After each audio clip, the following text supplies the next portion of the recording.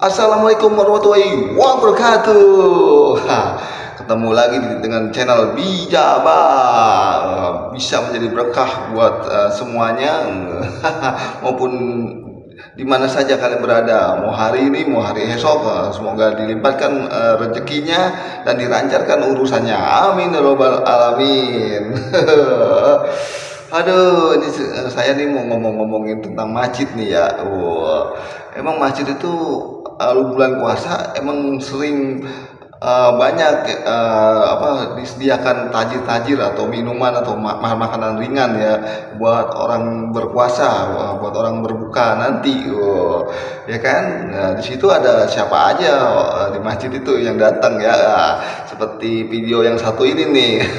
Yo siapa? Tapi sebelum saya lanjut, alangkah baiknya intro dulu. Cikidot. Bijaba. Nah, ini dia videonya. Ramai yang kurang berpuas hati sebab yang datang iftar di masjid dan surau ni ramai geng Bangla. Antara yang ramai orang luar datang ialah Indonesia dan Bangladesh. You sudah berapa lama dekat Malaysia? Sudah 6 years, 6 tahun. 6 tahun. Banyak lama. Apa macam you datang sini? You kapal kah? Dari itu terbang. Nama apa? Zahabibur Rahman. You asal dari Bangladesh. Sudah Malaysia berapa tahun? Dekat-dekat 9 tahun. Nice. Wih, lama bahasa Melayu fasih ya. Alhamdulillah. Selain Indonesia, tenaga kerja asing yang masuk ke Malaysia berasal dari Bangladesh. Awalnya, mereka datang ke Malaysia berjumlah 500 orang di tahun 1986. Hingga akhirnya, jumlahnya meningkat menjadi 400.000 orang di tahun 1999. Dan kini, Malaysia sudah dipenuhi orang Bangladesh yang bekerja di berbagai sektor di seluruh penjuru Malaysia. Ini alasan kenapa di Malaysia itu banyak sekali orang-orang Bangladesh sampai-sampai Malaysia dijuluki sebagai Malaydesh. Bangladesh ini adalah salah satu negara di Asia Selatan dan juga merupakan salah satu negara terpadat di dunia. Bangladesh itu negara yang sumuk, overpopulasi, dan juga salah satu negara dengan tingkat polusi paling tinggi di dunia. Salah satu negara terkotor, coy, Bangladesh ini. Dan ya, Bangladesh itu berbanding terbalik gitu dengan Malaysia yang lebih aman, lebih nyaman, lebih tertata rapi dan bersih seperti ini. Makanya mereka mau tinggal di sini. Pada tahun 2023 diperkirakan ada sekitar 400.000 warga Bangladesh yang pergi ke Malaysia untuk bekerja. Sorry nih ya, tapi yang aku lihat memang negara-negara Asia Selatan kayak Bangladesh, India itu populasinya emang tinggi-tinggi, coy. Angka kelahirannya sangat tinggi. Mereka itu suka sekali bikin anak banyak-banyak gitu. Entah itu apa. Bayangin jumlah mereka yang udah 400.000 orang pindah ke Malaysia. Bisa-bisa warga pribumi asli Malaysia yaitu Melayu bakal tersingkirkan dengan jumlah populasi mereka yang sangat besar. Dan yang makin bikin di luar Nurul adalah ini Perdana Menteri Bangladesh Sheikh Hasina pada tahun 2016 menandatangani perjanjian untuk mengirim 1,5 juta warga Bangladesh agar bekerja di Malaysia secara bertahap. Jadi pemerintahnya aja itu dukung gitu warga Bangladesh untuk pindah ke Malaysia gitu. Walaupun katanya dalihnya itu untuk bekerja, namun perjanjian itu menuai kritik dan akhirnya dicabut. Bukannya membenahi warganya, membenahi negaranya agar tidak overpopulasi dan juga lebih tertib gitu, ini malah mengirimkan warganya untuk keluar dari negara sendiri dan bikin semak pula lagi di luar negara orang. Ramai yang kurang berpuas hati sebab yang datang iftar di masjid dan surau ni ramai geng Bangla. Sebagai seorang yang memang berbuka di masjid, saya memang nampak perkara ni berlaku. Pertama, kita tak boleh halau sesiapa dalam kalangan umat Islam yang nak berbuka di masjid dan surau. Kedua, kalau korang perasan, geng Bangla ni dia selalu datang dalam 30 minit awal. Dan dia terus penuhkan tempat duduk dan ambil makanan siap-siap. Jadi, nak tak nak, anda juga kenalah datang 30 minit lebih awal atau lagi awal lagi bagus. Kemudian, geng Bangla ni, dia akan bagi tahu pada kawan-kawan dia yang lain untuk datang juga berbuka di masjid dan surau. Sebab itulah kita tengok setiap hari mesti meningkat jumlah kedatangan geng Bangla ni berbuka puasa kan. Jadi, kita pun kenalah buat benda yang sama. Datang awal dan ajak lebih ramai kawan-kawan kita datang juga berbuka di masjid dan surau. Itu yang terbaik. Dan ini sahaja jalan keluar sebab kita tak boleh halau sesiapa pun datang berbuka. Melainkan masjid dan surau tu dia nak buat secara tertutup dan untuk hadiah dia saja. Itu lain cerita lah.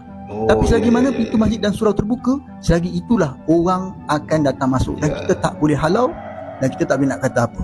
Tanya balik. You sudah berapa lama dekat Malaysia? Sudah 6 years, 6 tahun. 6 tahun. Banyak lama. Apa macam you datang sini? You kapal kah? Dari itu terbang. Cari itu terbang. Okey, ada important question. Siapa Malaysia punya Prime Minister, Perdana Menteri? Now sekarang Itu Anwar Ibrahim. Wah, you bagus ha. Anwar aja, you jawab betulnya. Anwar Ibrahim ha. Anwar Ibrahim ha. Pasal. Okey. Ya. Duduk Malaysia mesti cakap Melayu. Mantap. Okay? Kasih follow Syaging. Okay. Orang Malaysia. Ini nama apa? Saya Habibur Rahman. You asal dari Dari Bangladesh. Sudah Malaysia berapa tahun? Dekat-dekat 9 tahun. Ui, lama. Bahasa Melayu fasih lah. Inilah. Mungkin tak nak macam mana, nampak macam Melayu. Biasa juga. Sini sudah ada girlfriend lah? Ada. Kat sini? Malaysia kerja apa? Saya kerja connection. Gaji sebulan berapa? 3,000. Banyak tu. Sebulan you hantar kampung berapa? 2,000 lebih. Girlfriend kat sini ke kat Bangla? Sini juga orang Orang Malaysia juga. Orang Malaysia? Dia punya girlfriend orang Malaysia? Dia duduk mana? Bandar Utama. Dia datang sini jalan-jalan lah. Jalan-jalan dengan girlfriend ke apa? Tak adalah. Kita kata semangat untuk orang-orang Malaysia. Orang Malaysia memang bagus. Friendly. Orang sombong macam pandai negara lah. Awak dia Melayu boleh nak cakap tu. Thank you boy. Okay, thank you. Pinjam 100 boleh?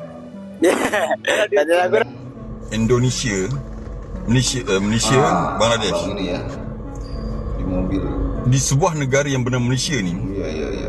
antara yang ramai orang luar datang ialah Indonesia dan Bangladesh. Banyak lagi negara yang datang lah. Ya. Tapi nak beritahu, antara orang yang bermaruah tinggi, bangsa yang bermaruah tinggi ialah Indonesia dan Bangladesh. Kenapa? Ya. Susah macam mana pun orang Indonesia dan Bangladesh datang ke Malaysia, diorang takkan minta sedekah. Diorang akan bekerja. Saya pernah tengok seorang Indonesia yang umur dia 70 tahun masih lagi nak bekerja, dia tak minta sedekah. Ada saya tengok orang Indonesia yang apa panggil kakinya tempang, perempuan, pagi-pagi kutip kotak dan sebagainya, cari rezeki. Begitu juga Bangladesh. Tapi ada satu negara ni, bangsa ni yang dekat Malaysia sampai tak nak cakap lah, nanti marah pula kan. Sampai kat Malaysia tak nak kerja, minta sedekah. Tahulah kalau pergi kat pasar malam tu mesti tahunya. Kan, bawa budak seorang, sindiket dia tu, lepas tu minta sedekah. Kan? Padahal dekat pasar malam tu juga orang Malaysia, baik tua, muda, lelaki, perempuan, bekerja, berniaga, dia minta sedekah. Dia lagi sihat daripada orang yang berniaga tu. Ada orang kat pasar malam tu yang OKU lagi, niaga, tapi orang luar tu minta sedekah. Tapi tak nak fokus pasal tu, nak fokus pasal Indonesia dengan Bangladesh. Sebuah negara yang melahirkan satu bangsa yang hebat, rajin bekerja, kreatif, dan tak berkira. Memanglah segelintir tu yang teruk, bukan semua baik, betul, tapi kebanyakannya memang kerja kuat, bermaruah tinggi dan sebagainya. Tapi malangnya,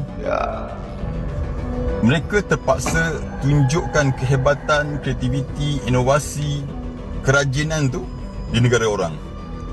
Sebab mungkin di negara sendiri tak tahu nak cakap lah, tidak ada peluang pekerjaan. Kita tengok apa yang berlaku kat Bangladesh sekarang, runtuh, rakyat mengamuk, Perdana Menteri pun lagi. Kan? Indonesia tak berniat cakap sangat lah kan. Tapi nak beritahu, negara-negara ni mempunyai aset yang sangat hebat, iaitu rakyat dan warga yang rajin bekerja dan bermaruah tinggi. Tapi mungkin malangnya pentadbiran, mungkin ada corruption dan sebagainya. So Malaysia, apa kaitan dengan Malaysia pula? Kena ambil pengajaran. Kalau kita tak kekang budaya rasuah, budaya salah guna kuasa, tak mustahil negara kita bakal menjadi macam Bangladesh.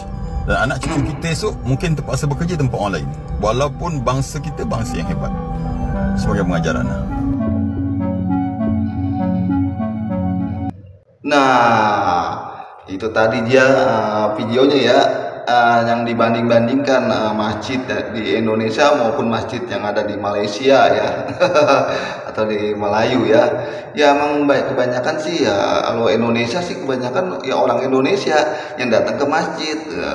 Sedangkan di Malaysia banyakkan orang asing yang datang. Nah, warga pribuminya cuma sedikit. Kebanyakan tadi ditanya ya sama YouTuber Malaysia tuh.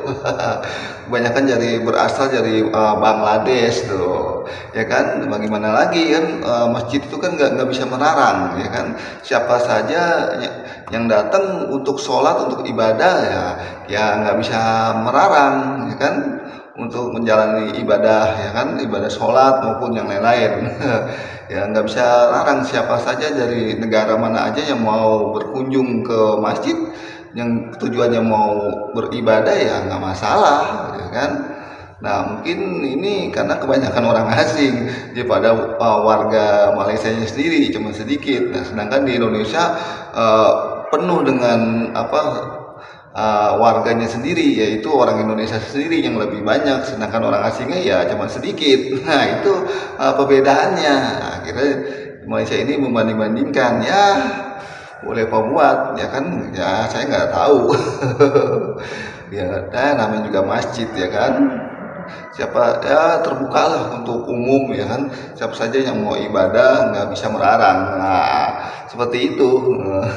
Kayak tadi dijelaskan abang yang tadi di dalam mobil ya, panjang lebar menjelaskannya.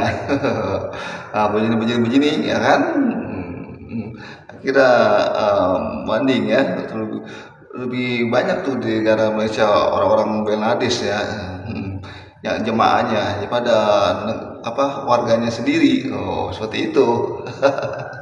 Ya alhamdulillah di Masjid Indonesia ya kebanyakan orang Indonesia sendiri yang lebih banyak, 100% ya warganya yang berkunjung ke masjid ataupun menjalankan ibadah sholat.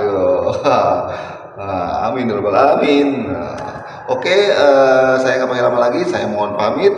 Assalamualaikum warahmatullahi wabarakatuh.